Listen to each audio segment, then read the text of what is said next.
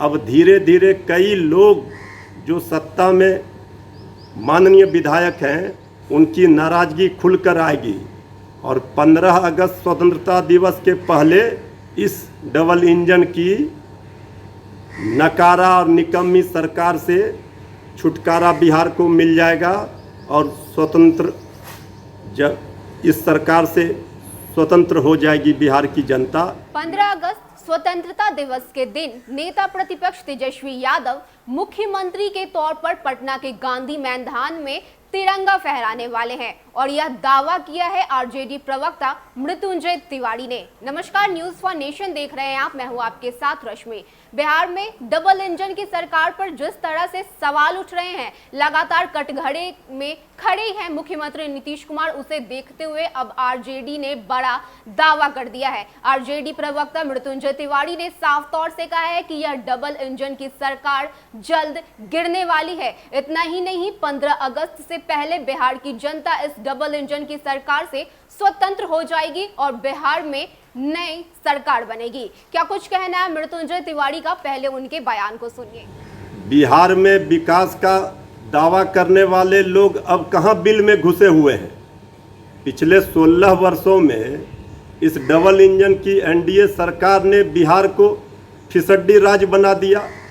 ये हम नहीं कह रहे, ये राजद आयोग का रिपोर्ट नहीं है, ये केंद्र सरकार नीति आयोग की रिपोर्ट है जिसमें कहा गया है कि बिहार अंतिम पायदान में है विकास के मामले में।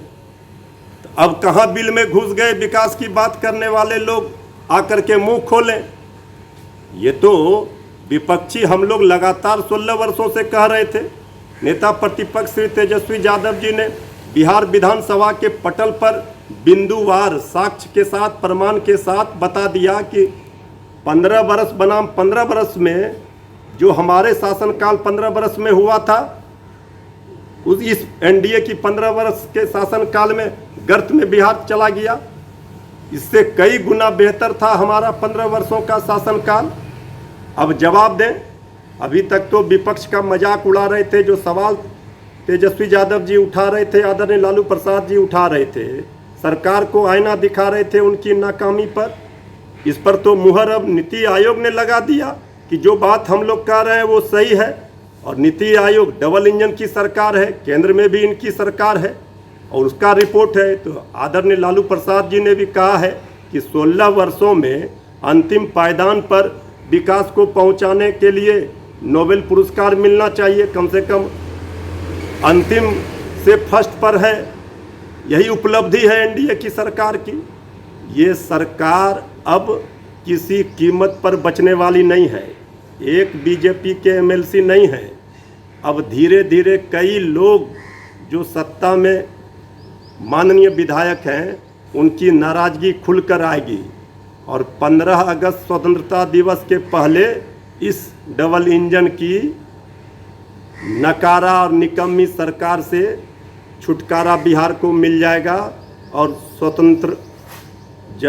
इस सरकार से स्वतंत्र हो जाएगी बिहार की जनता। तो लगातार हो रहे मांझी और सहनी की मुलाकात के बाद यह कयास लगाए जा रहे हैं कि क्या बिहार में एनडीए की सरकार गिरने वाली है और अब इसी को लेकर लगातार विपक्ष की ओर से यह कहा जा रहा है कि बहुत जल्द डबल इंजन की यह सरकार बिहार में गिर जाएगी। इतना ही नहीं, बिहार की जनता इस डबल इंजन और दो चेहरे वाले सरकार से मुक्त हो जाएगी।